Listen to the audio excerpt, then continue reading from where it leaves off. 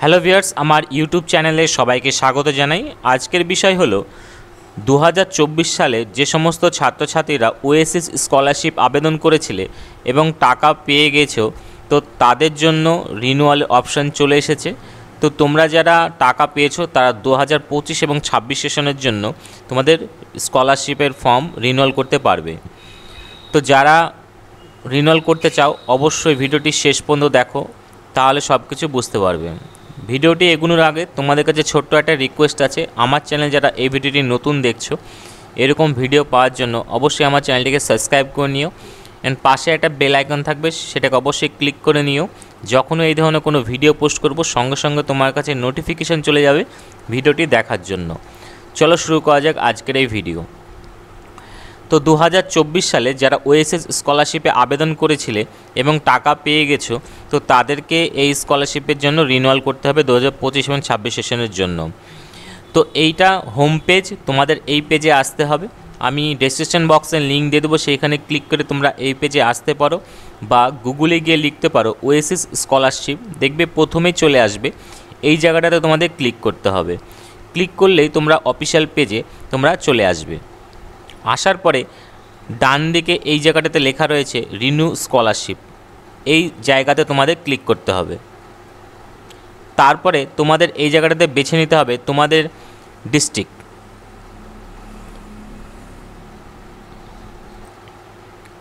তারপরে সাবমিট বাটনে ক্লিক করতে হবে।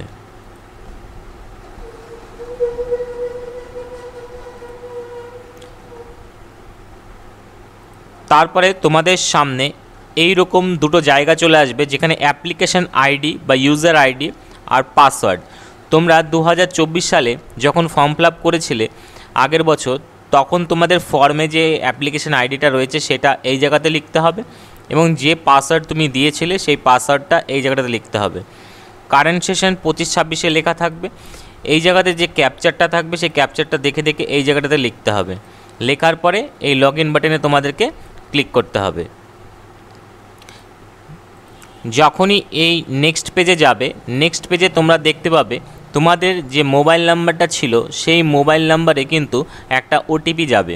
সেই ওটিপিটা দিয়ে সাবমিট করতে হবে, তারপরে তোমরা নতুন পেজে যেতে পারবে। কিন্তু অনেকের মোবাইল নাম্বার হারিয়ে গেছে বা কোনো কারণে সেই সিমটা নেই, সেক্ষেত্রে যদি তোমরা চেঞ্জ করতে চাও মোবাইল নাম্বারটা, তোমরা তোমাদের অ্যাপ্লিকেশন নাম্বারটা নিয়ে তোমরা তোমাদের স্কুল বা কলেজে চলে যাবে। সেখানে গিয়ে স্যারদেরকে বলবে, স্যার আমি মোবাইল নাম্বার চেঞ্জ করতে চাই। স্যাররা তোমার ফর্মটা নিয়ে স্যারদের যে পোর্টাল রয়েছে সেই পোর্টালে গিয়ে তোমাদের মোবাইল নাম্বারটা চেঞ্জ করে দেবে।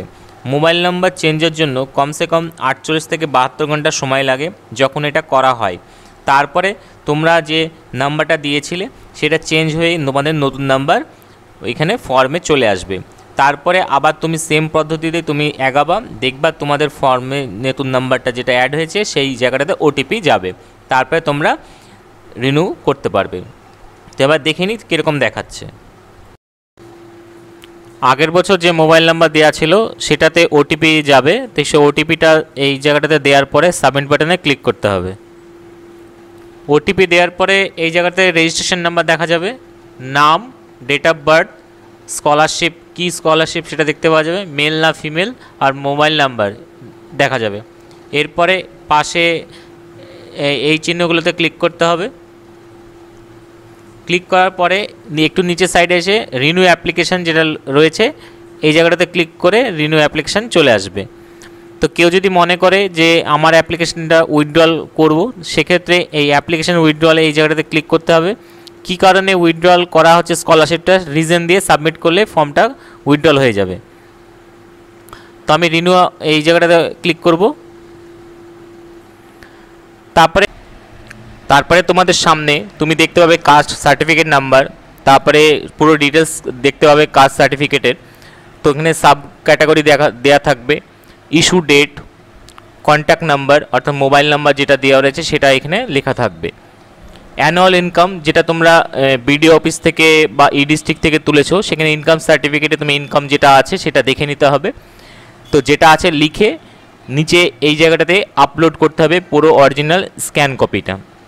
500 কেবির নিচে হলেই হবে, এটা পুরো দেখে নিতে হবে। জেপিজি ফাইল হলেই চলবে। তারপরে নিজের ধর্ম কি সেটা এখানে উল্লেখ করতে হবে। তারপরে এখানে যেটা তোমাদের ক্ষেত্রে প্রযোজ্য সেটা এখানে ক্লিক করে সাবমিট করতে হবে। ডান দিকে অ্যাটেন্ডেন্স স্ট্যাটাস 75%-এর উপরে দিতে হবে। টোটাল মার্ক কতর মধ্যে পরীক্ষা, কত পেয়েছো, পার্সেন্টেজ, তারপরে পাস হয়েছো কি না, কতদিন গিয়েছো, আর কোর্সটা কবে কমপ্লিট হবে, এগুলো পুরো ডিটেলস দিতে হবে। একটু নিচের দিকে আসতে হবে, তোমাদের স্কুল বা কলেজটা কোথায় অবস্থিত সেটা এখানে দিতে হবে। এখানে নাম চলে আসবে, তোমরা যদি এখানে চাও তোমরা তোমাদের ইচ্ছা মতন চেঞ্জ করে নিতে পারবে। কোন ক্লাসে পড়ছো, ডেট অফ জয়নিং, কত তারিখে তুমি ভর্তি হয়েছো, তোমাদের ভর্তি রসিদে দেওয়া থাকবে। আর যে ক্লাসে পড়ছো এটা কবে শেষ হবে সেটা কিন্তু দিতে হবে। এখানে পরপর যেগুলো লেখা রয়েছে সেইগুলো এগুলো তোমাদের ক্লিক করে ডেটটা কিন্তু এক্স্যাক্ট সেটাই লিখতে হবে যেটা তোমাদের রসিদে আছে, বা ক্লাসটা কবে শেষ হচ্ছে এটাও দিতে হবে। তো তোমরা এখানে লিখে নিবে। তো আধার কার্ড লিঙ্ক রয়েছে কিনা এটা ইয়েসই থাকবে, আধার নাম্বারটা মিলিয়ে নেবে একবার। তারপরে এখানে তোমাদের ব্যাংকের পুরো ডিটেলস দেওয়া থাকবে, IFC code, account number, confirm account number. তোমরা যদি চাও চেঞ্জ করতে এগুলো কিন্তু চেঞ্জ করতে পারবে এই অ্যাকাউন্ট নাম্বারটা, অর্থাৎ 11 বছর যেটা দিয়েছিলে এখন তুমি চেঞ্জ করে অন্যও দিতে পারো, অসুবিধা নেই। এই জায়গাটাতে তোমাদের ক্লিক করতে হবে। তারপরে তোমাদের এনপিসিআই যেটা লিঙ্ক এটা অ্যাক্টিভ দেখাবে, যদি অ্যাক্টিভ না থাকে তাহলে তোমরা ব্যাংকে গিয়ে অ্যাক্টিভ করে নিও, যদি অ্যাক্টিভ না থাকে তাহলে কিন্তু টাকা ঢুকতে একটু প্রবলেম হয়। ব্যাংকে গিয়ে এনপিসিআই বলবে, সেখানে তোমাদের একটা ফর্ম দিবে, ফিল আপ করে তোমরা জমা দিয়ে দেবে, তাহলে হয়ে যাবে।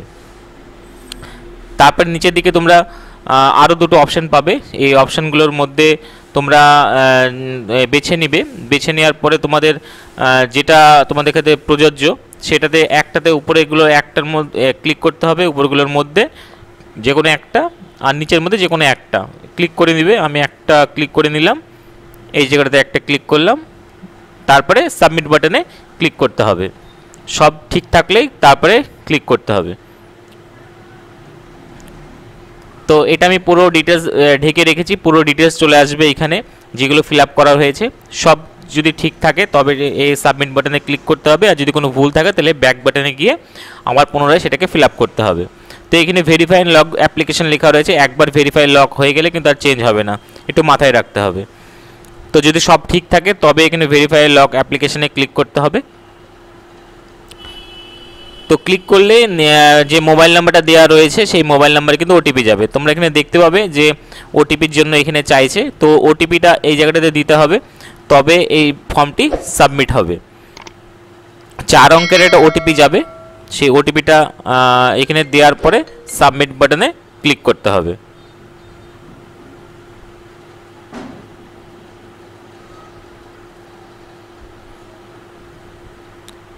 তো সাবমিট হয়ে গেলে তোমাদের সামনে এইরকম একটা পেজ চলে আসবে যেখানে তোমরা ডাউনলোড অ্যাপ্লিকেশন ফর্ম দেখতে পাবে।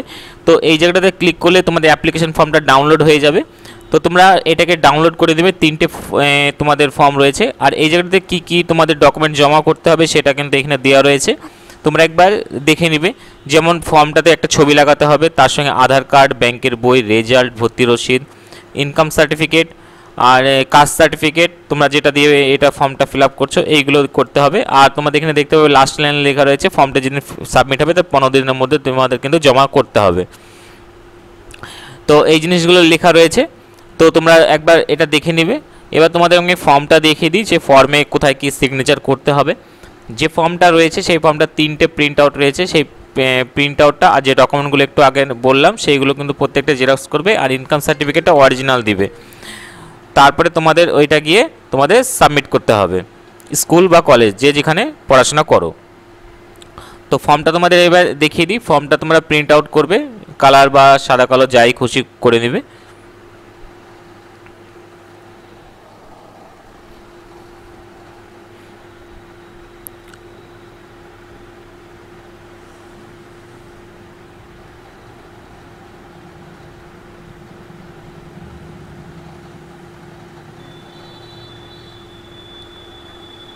তারপর তোমাদের সামনে যে ফর্মটা থাকবে এই ফর্মে তোমাদের এই সেকেন্ড পেজে তোমাদের এখানে সিগনেচার করতে হবে, এখানে প্লেস, এখানে ডেট যে তারিখে জমা দিবে সেটা তোমরা এই জায়গাটাতে লিখবে।